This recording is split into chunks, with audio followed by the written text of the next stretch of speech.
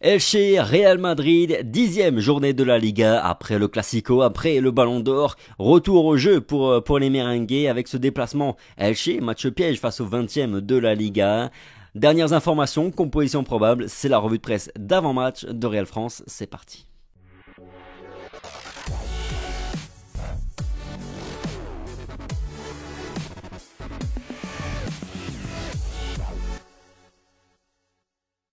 Bonjour à tous, j'espère que vous allez bien, ravi de vous retrouver pour cette revue de presse quotidienne et on attaque comme chaque jour par les unes des deux quotidiens madrilènes. Ça oui, c'est réel à la une de Marca qui tacle France Football qui a nommé Manchester City meilleure équipe de la saison. Le champion d'Europe s'affiche avec le meilleur joueur et le meilleur gardien, bien qu'il ne soit que troisième pour certains, peut-on lire dans Marca, sinon... Un Madrid en état de grâce affronte Elche ce soir, bon dernier de la Liga. Lunin continuera dans les cages et Carlo Ancelotti n'entre pas dans les polémiques. Du côté de As, un leader heureux contre une lanterne rouge indignée. Les supporters de Elche vont protester contre les arbitres ce soir. Je ne connais pas les critères, je ne pense pas qu'ils parlent des équipes car la meilleure équipe était le Real Madrid qui a gagné la Ligue des Champions. Au niveau des clubs, je ne connais pas les critères. Ce sont les mots de Carlo Ancelotti hier en conférence de presse, à qui forcément on a demandé ce qu'il pensait de cette troisième place dans le classement France Football des clubs, des équipes sur la saison passée. Manchester City a été élu meilleure équipe, Liverpool est deuxième. L'Italien est resté très bon politicien comme toujours, même s'il a fait passer son petit message. Il a aussi jugé que la 8e place au Ballon d'Or de Vinicius était juste et que cette entrée dans le top 10 va le motiver à faire mieux encore sur les prochaines années. S'agissant de Courtois, il a aussi relativisé, les gardiens de but ont un handicap, l'attaquant qui marque est mis en avant, l'idée qu'un gardien soit 7e, c'est une bonne chose, ce qui me surprend plutôt c'est qu'il y a des joueurs qui ne sont pas dans la liste des 30, Toni Kroos, Valverde, Militao, David Alaba, a déclaré le coach madrilène. Par ailleurs, il a déclaré qu'Iker Bravo était bien avec le Castilla et qu'il continuera avec le Castilla.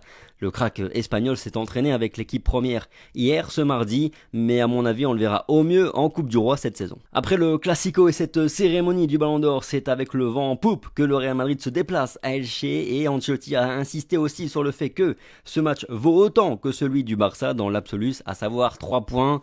C'est effectivement pas le moment de lâcher des points contre une équipe de Elche qui est 20e, qui n'a pas encore remporté le moindre match en Liga. C'est la seule équipe du championnat cette saison à être dans ce cas de figure.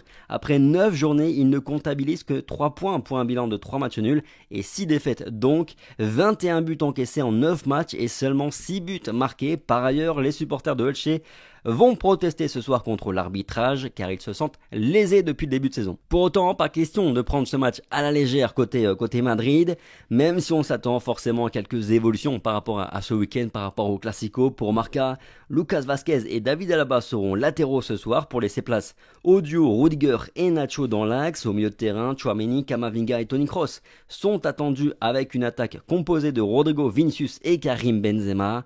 Pour le quotidien As, Militao et Mendy conserveront leur place avec les ajouts de Lucas Vazquez et Rudiger en défense. Retour de Fede Valverde au milieu de terrain pour permettre à Rodrigo d'être titulaire en attaque. Et puis Toni Kroos ou Luka Modric compléteront le trio du milieu avec Aurélien Tchouaméni. Pour ma part, je m'attends plutôt à une charnière Rudiger et Eder Militao parce que le Brésilien est en grande forme.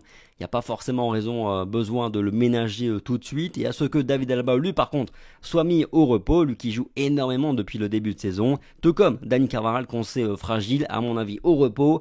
Au milieu de terrain, Luka Modric a été ménagé en milieu de semaine passée, donc à mon avis il jouera, il peut enchaîner quand même quelques matchs le Croate et puis c'est plutôt Toni Kroos qui sera ménagé pour cette rencontre. Lui vient d'enchaîner 2 matchs consécutifs et on rejoue dès samedi contre Séville, ne l'oublions pas. Je vois un trio Tchouaméni, Luka Modric et Camavinga ou Fede Valverde du coup dans l'entrejeu, mais je mise plutôt sur le Uruguayen parce qu'il est en très très grande forme, il est absolument injouable en ce moment et puis sur le plan physique on sait qu'il a énormément de carburant, il montre pas forcément de signes de fatigue, mais bon ça évidemment Carlo Ancelotti le voit mieux que nous. On aura le match aussi en milieu de semaine prochaine en Ligue des Champions où on est déjà qualifié pour possiblement faire tourner si besoin. Et puis pour conclure en attaque, je pense effectivement que Carlo Ancelotti va nous sortir le trio qu'on a sans doute tous très très envie de voir à l'heure.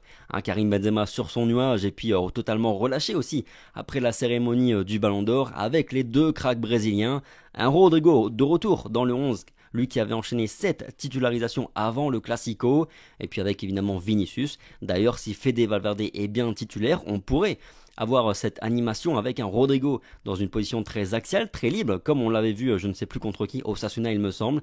J'avais beaucoup aimé, c'est ce que j'aimerais revoir ce soir. Voilà, c'est tout pour cette revue de presse du jour de Real France, cet avant-match Elche-Real Madrid. Merci à tous pour votre fidélité comme chaque jour, le petit like, le petit partage, le petit commentaire. Dites-moi vous, votre pronostic et le 11 que vous avez envie de voir à l'œuvre ce soir. Sur ce, passez une bonne journée, prenez soin de vous comme toujours et moi je vous dis à ce soir pour le débrief. Allez, ciao.